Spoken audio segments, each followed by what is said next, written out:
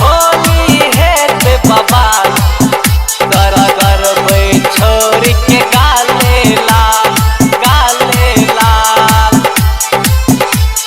खेलब होली हेते बवाल करबै छोरी के गाले लाल।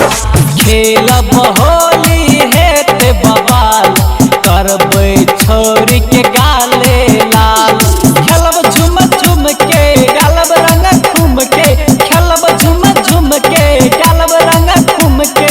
नाय बोल छोरी नाय कर सवाल, खेलब होली हेते बवाल करबै छोरी के गाले लाल। खेलब होली हेते बवाल करबै छोरी के गाले लाल करबै छोरी के गाले लाल। खेलब होली हेते बवाल करबै छोरी के गाले लाल। बियर कोई पियाबै छै तो दोसर दारू पिलाबै हो। नशा में सब मातल छै त हल्ला शहर मचाबै हो। हल्ला शहर मचाबै हो मचाबै हो। बियर कोई पियाबै छै तो दारू दोसर पिलाबै हो। नशा में सब मातल छै त हल्ला शहर मचाबै हो। बिगड़त छोरी चोली के हाल करबो गोरी गाल दुनू लाल।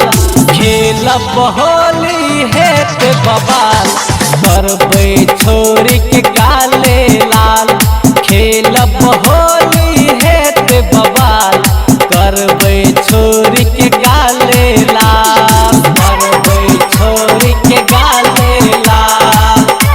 खेलब होली हेते बवाल करबै छोरी के गाले लाल। एगो रंग लगाबै छै तो दोसर अबीर लगाबै हो। एगो भांग खियाबै छै तो दोसर हमरा मनाबै हो। दोसर हमरा मनाबै हो मनाबै हो।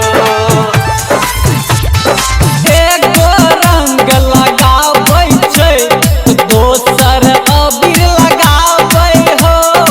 एगो भांग खियाबै छै तो दोसर हमरा मनाबै हो। होली में करबै चोली के लाल खेलबै होली हेते बवाल। होली हेते बवाल करबै छोरी के